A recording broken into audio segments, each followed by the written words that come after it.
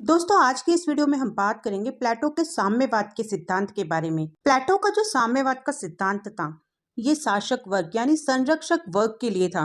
ये जो साम्यवाद योजना है, इसके अंदर संरक्षक वर्ग अपने कुटुंब और निजी संपत्ति का परित्याग कर देते हैं ताकि राज्य संचालन के काम में उनके सामने कुटुंब और संपत्ति से पैदा होने वाला जो मोह है वो उन्हें पद से भटका ना सके। क्योंकि प्लेटो का मानना है कि सैनिक और शासकों के लिए आदर्श राज्य में ना तो अपना परिवार या घर होना चाहिए और ना ही निजी संपत्ति होनी चाहिए। अपने इस उद्देश्य या विचार को समझाने के लिए प्लेटो ने जिस बड़ी योजना का विस्तृत वर्णन किया है उसे ही प्लेटो का साम्यवादी सिद्धांत कहते हैं। प्लेटो आदर्शवादी विचारक था। आदर्शवादी विचारधारक मतलब जिन अवधारणाओं को स्वयं सिद्ध सत्य के रूप में स्वीकार कर लेता है और उन्हें वो बिना किसी शक के अपने आदर्श व्यवस्था में स्थापित कर लेता है। जब प्लेटो ने रिपब्लिक में अपनी आदर्श समाज व्यवस्था का वर्णन किया तब एक नए साम्यवाद व्यवस्था की स्थापना की सिफारिश भी की। उनकी शिक्षा व्यवस्था का उद्देश्य आत्मा में ज्ञान को जागृत करना, तो साम्यवादी व्यवस्था की उस ज्ञान ज्योति को लगातार प्रज्वलित रखने के लिए आवश्यक सामाजिक पर्यावरण तैयार करना है। इस तरह प्लेटो ने दोनों को एक दूसरे के पूरक रूप में प्रस्तुत किया है।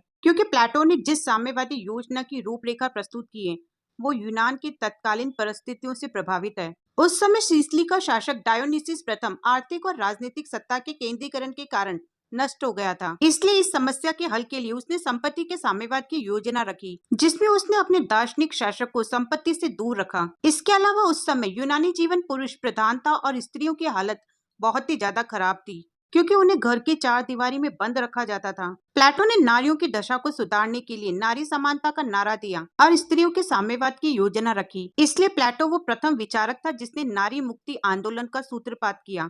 प्लेटो द्वारा प्रतिपादित साम्यवाद की विचारधारा नई नहीं थी, क्योंकि उसका व्यवहारिक रूप यूनान के नगर राज्यों में पाया जाता था। इसलिए उसकी विचारधारा के कुछ प्रमुख स्रोत हैं, जैसे मनोवैज्ञानिक आधार, राजनीतिक आधार, दार्शनिक आधार और व्यवहारिक आधार। मनोवैज्ञानिक आधार में प्लेटो का साम्यवाद एक साध्य न होकर न्याय पर आधारित आदर्श राज्य को स्थापित करने का एकमात्र साधन था, क्योंकि उनके अनुसार अगर शासक और सैनिक को व्यक्तिगत संपत्ति और परिवार के बंधनों से मुक्त रखा जाए तो वो अपने दायित्व निस्वार्थ और विवेकपूर्ण ढंग से निभा सकेंगे। और राजनीतिक आधार पर प्लेटो के अनुसार राजनीतिक कार्यकुशलता को बनाए रखने के लिए राजनीतिक और आर्थिक शक्तियों का अलग अलग हाथों में रहना जरूरी है, क्योंकि एक ही हाथ में दोनों शक्तियों के रहने से उनके परिणाम घातक निकलते हैं। और दार्शनिक आधार पर प्लेटो का साम्यवाद अभिभावक वर्ग के लिए है, न कि उत्पादक वर्ग के लिए, क्योंकि प्लेटो का साम्यवाद अपरिग्रह और आदर्श राज्य का पतन करने वाले तत्वों से दूर है।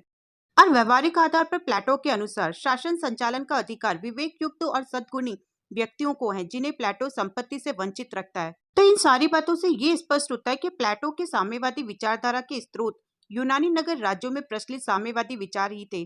प्लेटो ने साम्यवाद योजना को दो भागों में बांटा है। पहला संपत्ति का साम्यवाद और दूसरा पत्नियों का साम्यवाद। तो संपत्ति का जो साम्यवाद है उसमें प्लेटो की दृष्टि में संपत्ति व्यक्ति के व्यक्तित्व का विकास का जरूरी साधन नहीं है। मतलब प्लेटो का मानना है कि व्यक्ति के व्यक्तित्व के विकास के लिए संपत्ति का होना जरूरी नहीं है, बल्कि वो तो संपत्ति को मानव उन्नति का बाधक तत्व मानते हैं। प्लेटो का मानना है कि संपत्ति जीवन के सच्चे ध्येय से गिरा देती है और उसके श्रेय की प्राप्ति में बाधा डालती है, क्योंकि व्यक्तिगत संपत्ति की जो विचारधारा है वो मानव उन्नति का प्रतीक नहीं है, बल्कि उसके ह्रास और पतन का प्रतीक है। रूसो की तरह प्लेटो भी व्यक्तिगत संपत्ति की संस्था को मानव पतन का मूल कारण मानते हैं। वो कहते हैं कि व्यक्तिगत संपत्ति के कारण ही व्यक्ति में लालच, लोभ, मोह और संचय जैसी बुरी प्रवृत्तियां विकसित होती हैं। इसलिए उनका मानना है कि उनके आदर्श राज्य में शासक वर्ग को व्यक्तिगत संपत्ति से मुक्त रखा जाना चाहिए, क्योंकि उन्होंने अपने अनुभव से ये जान लिया था कि एथेंस का सामाजिक जीवन व्यक्तिगत संपत्ति के कारण ही बटा हुआ है। क्योंकि एक और जहां धनवान संपन्न लोग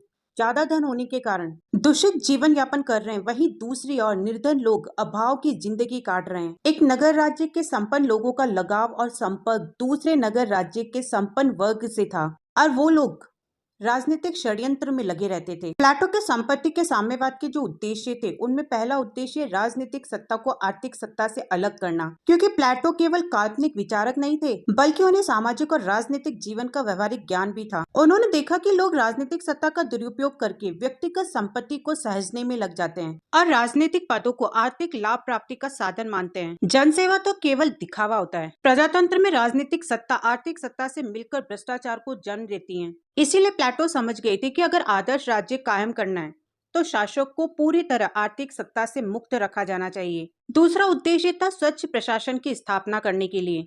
प्लेटो ये बहुत अच्छे तरीके से जानते थे कि जब राजनीतिक नेतृत्व व्यक्तिगत संपत्ति के कारण दूषित हो जाता है तो उसके अधीन कर्मचारी भ्रष्ट क्यों नहीं होंगे। इसलिए अगर प्रशासन को स्वच्छ, जनोपयोगी, जनोन्मुखी बनाना है तो शासक को व्यक्तिगत संपत्ति के अधिकार से दूर रखा जाना चाहिए। तीसरा उद्देश्य, राज्य की संपूर्ण एकता के लिए। राज्य के सदस्य व्यक्तिगत स्वार्थ के कारण आपस में संघर्ष करते हैं, जिसकी वजह से गुटबाजी को प्रोत्साहन मिलता है और राज्य की सावयवी एकता भंग हो जाती है। एक राज्य में दो राज्य बन जाते हैं। लेकिन अब एक बार सोचो कि जब व्यक्तिगत संपत्ति नहीं होगी तो शासकों में हित की भिन्नता के कारण जो संघर्ष पैदा होते हैं वो नहीं होंगे, और जब संघर्ष नहीं होंगे तो सब अधिकार के बजाय अपने कर्तव्य की ओर ध्यान देंगे और फिर क्या होगा, सावयवी चेतना बढ़ेगी। चौथा उद्देश्य, निर्लिप्तता की भावना। देखो, प्लेटो की जो वाणी है ना, वो एक संत की वाणी है जिसे इस संसार की वास्तविकताओं से कोई मतलब नहीं है। उन्हें तो बस व्यक्ति की बढ़ती हुई उन्नति में रुचि है। एक निर्लिप्त संत ही ज्ञान के सच्चे सुख को अनुभव कर सकता है। इसलिए दार्शनिक राजा का निर्लिप्त जीवन रखा जाना प्लेटो के लिए स्वाभाविक ही था, और ये तभी संभव है जब उसके दार्शनिक राजा को संपत्ति के आकर्षण से मुक्त रखा जाए। अब बात करते हैं प्लेटो के संपत्ति के साम्यवाद की विशेषताओं के बारे में। तो प्लेटो के साम्यवाद की पहली विशेषता है कि ये केवल संरक्षक वर्ग के लिए था, क्योंकि प्लेटो ने संपत्ति के साम्यवाद की जो रचना थी वो केवल संरक्षक वर्ग के लिए ही की थी। उत्पादक वर्ग को तो संपत्ति अर्जित करने की पूरी छूट होगी, क्योंकि वो मानते थे कि उत्पादक वर्ग में वासना की प्रधानता होती है, इसलिए उसे संपत्ति के आकर्षण से मुक्त नहीं किया जा सकता। दूसरी विशेषता, व्यक्तिगत संपत्ति का अभाव। प्लेटो संपत्ति के सामूहिक स्वामित्व को व्यक्तिगत स्वामित्व से बेहतर समझते हैं। पाइथागोरस के शिष्यों की तरह प्लेटो भी मित्र की संपत्ति सबकी संपत्ति के सिद्धांत को व्यवहारिक रूप देना चाहते थे, क्योंकि शासक वर्ग के पास व्यक्तिगत रूप में न तो जमीन होगी और न ही जायदाद। वो लोग बैरकों में सामूहिक जीवन व्यतीत करेंगे। तीसरी विशेषता है धन का संचय न करना। प्लेटो का जो शासक वर्ग है वो किसी भी प्रकार के संचय में नहीं लगता, क्योंकि उनकी जितनी भी आवश्यकताएं हैं वो राज्य द्वारा पूरी की जाएगी। दैनिक जीवन की आवश्यकताओं से मुक्त होकर वो परम आदर्श की आराधना कर सकेंगे। हरी धातु जैसे सोना चांदी तो उन्हें आकर्षित ही नहीं कर सकेंगे, क्योंकि वो तो उनके चारित्रिक गुण के कारण मौजूद ही नहीं होंगे। चौथी विशेषता, इस साम्यवाद का लक्ष्य आध्यात्मिक उन्नति है, न कि भौतिक। प्लेटो का साम्यवाद किसी भी भौतिक समस्या से प्रेरित नहीं है, बल्कि वो तो मानव के आध्यात्मिक उन्नति के लिए एक आवश्यक शर्त के रूप में है। प्लेटो मानव की कमजोरियों को समझता था, इसलिए जड़ से आध्यात्मिक रोग को दूर करने के लिए साम्यवाद व्यवस्था का प्रस्ताव रखा था। इसलिए सेबाइन कहता है कि शासन पर संपत्ति के हानिकारक प्रभाव का प्लेटो को इतना अटूट विश्वास था कि जहां सैनिकों और शासकों का संबंध है कि इस अभिशाप को दूर करने के लिए खुद को संपत्ति से दूर कर देने के अलावा उसे कोई और उपाय नहीं सूझा। पांचवी विशेषता, स्वार्थ रहित समाज का निर्माण।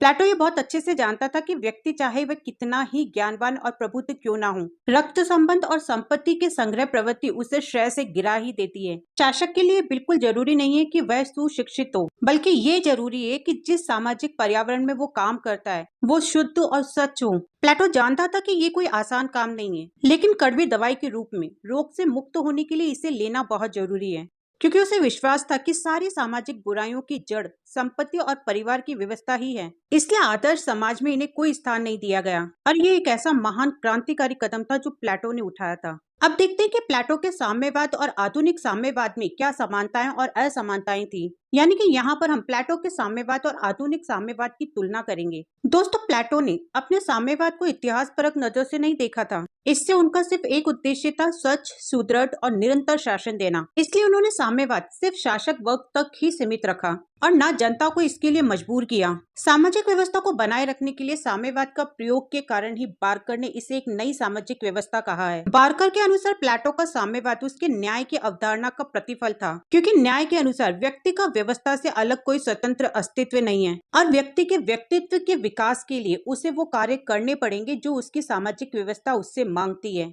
शासकों और सैनिकों को साम्यवाद का पालन करना पड़ेगा अगर वो न्याय का पालन करना चाहें, क्योंकि उन्हें वो काम करने ही पड़ेंगे जो विवेक और शौर्य के काम है, और इसलिए वो काम छोड़ने पड़ेंगे जो शुद्धा और क्षेत्र के कार्य हैं। यानी धन और वासना के जो काम है वो उन्हें छोड़ने पड़ेंगे। इसलिए शासकों और सैनिकों के लिए साम्यवाद मनोवैज्ञानिक आधार है। तो चलिए पहले बात करते हैं साम्यवाद और आधुनिक साम्यवाद में क्या क्या समानताएं हैं। तो पहली समानता है समष्टिवादी दृष्टिकोण को अपनाना। दोनों ने ही समष्टिवादी दृष्टिकोण को अपनाया है, यानी दोनों सामाजिक हित में ही व्यक्तिगत हित को मानते हैं। दूसरी समानता वर्ग संघर्ष अनुचित। दोनों में व्यवस्था में न्याय स्थापित करके वर्ग और व्यक्तिगत संघर्ष को दूर करने की बात की गई है। इसके साथ साथ दोनों में शक्ति और पदों के लिए अनुचित और अनावश्यक होड़ को समाप्त करने का प्रावधान रखा गया है। तीसरी समानता है लोक कल्याण की भावना। इन दोनों में ही लोक कल्याण की जो भावना है वो निहित है। और चौथी समानता उत्पादन के स्रोतों पर होड़ समाप्त करने की मांग। इन दोनों में अलग अलग समूहों और वर्गों के बीच उत्पादन के स्रोतों पर अधिकार करने के लिए अनियंत्रित होड़ को समाप्त करने की बात की गई है। इन समानताओं को देखते हुए कैटलिन ने प्लेटो को पहला साम्यवादी माना है और मैक्सी ने कहा कि अगर प्लेटो आज जीवित होते तो वो आधुनिक साम्यवादियों से भी प्रबल साम्यवादी होते। वहीं कार्ल पायर ने प्लेटो को प्रथम समाज निर्माता की संज्ञा दी है। अब बात करते हैं इनकी असमानताओं के बारे में। तो पहली असमानता है कि प्लेटो का दर्शन मूलतः आध्यात्मिक है, जबकि आधुनिक साम्यवाद घोर भौतिकवादी दर्शन है। दूसरी असमानता है कि प्लेटोवादी साम्यवाद राजनीतिक समाधान है। मतलब ये है कि इसमें समाज में छुपी हुई बुराइयों को दूर करने के लिए एक ऐसी व्यवस्था बनाने की बात की गई है जिसमें हर व्यक्ति अपने कर्तव्य को करे, जबकि आधुनिक साम्यवाद में समान आर्थिक वितरण पर जोर दिया गया है। तीसरी असमानता है कि प्लेटो के साम्यवाद में सामूहिक स्वामित्व की बात नहीं की गई है, क्योंकि दार्शनिक राजा खुद या सामूहिक रूप से कुछ भी अपने अधिकार नहीं रखते हैं। चौथी असमानता है प्लेटो का साम्यवाद अर्ध साम्यवाद है, जिसमें सिर्फ शासक और सैनिक ही सम्मिलित हैं। इसलिए उत्पादक वर्ग पर प्लेटो का साम्यवाद लागू नहीं होता। वहीं आधुनिक साम्यवाद समाज के हर वर्ग पर समान रूप से लागू होता है। पांचवी असमानता है कि प्लेटो के साम्यवाद में स्त्रियों की भी सामूहिक व्यवस्था है, जबकि आधुनिक साम्यवाद में ऐसा कुछ नहीं है। छठी असमानता है कि प्लेटोवादी साम्यवाद नकारात्मक है, जबकि आधुनिक साम्यवाद सकारात्मक है, जिसमें इस बात पर जोर दिया गया है कि सबको वस्तुओं के सही वितरण का लाभ मिले। अब बात करते हैं प्लेटो के साम्यवाद सिद्धांत की आलोचनाओं के बारे में। प्लेटो के साम्यवादी सिद्धांत की आलोचनाएं मुख्य रूप से उनके शिष्य अरस्तु के द्वारा ही की गई है।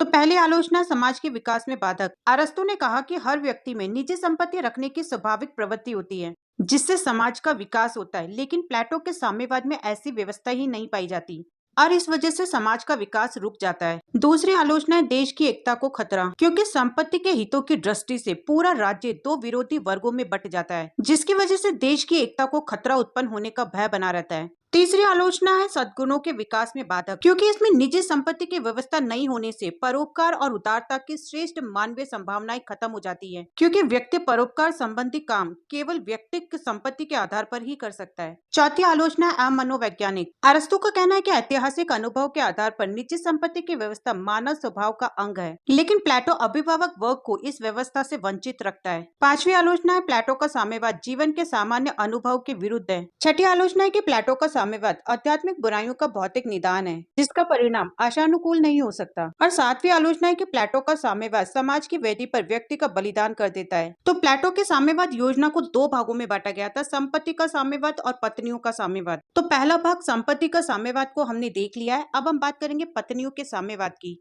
तो प्लेटो के अनुसार घर वासना, मोह, स्वार्थ, संकीर्णता और तुच्छता की गढ़ है। इसलिए प्लेटो ने कहा कि घर की दीवार गिरा दो और बाहर के स्वतंत्र वातावरण को सुगंधित वायु का संचार होने दो। प्लेटो के परिवार के साम्यवाद से संबंधित कुछ बातें इस तरह से हैं, जैसे अभिभावक वर्ग की स्त्रियों और पुरुषों का कोई निजी परिवार नहीं होगा। दूसरा, काम की वृत्ति और संतान की उत्पत्ति मानव जाति की स्वाभाविक वृत्ति है, इसलिए राज्य अभिभावक वर्ग की स्त्रियों और पुरुषों को शारीरिक संपर्क रखने की आज्ञा देगा और इन्हें अस्थायी विवाह कहा जा सकता है। राज्य अभिभावक वर्ग की स्त्रियों और पुरुषों की आयु और स्वभाव को ध्यान में रखकर उनके बीच अस्थायी विवाह संबंध स्थापित करेगा और इसके लिए राज्य उत्सवों का आयोजन करेगा। इस प्रकार का अस्थायी विवाह से उत्पन्न संतान को उसके जन्म के साथ ही राज्य ले लेगा और उनका लालन पालन भी राज्य ही करेगा। और ये काम इस तरह से किया जाएगा कि बच्चे के माता पिता अपनी संतान को भी नहीं पहचान सकेंगे। ऐसी स्थिति में सारे अभिभावक वर्ग की स्त्रियां और पुरुष उनके माँ बाप होंगे। तो ये था प्लेटो का दूसरा साम्यवाद यानी पत्नियों का साम्यवाद।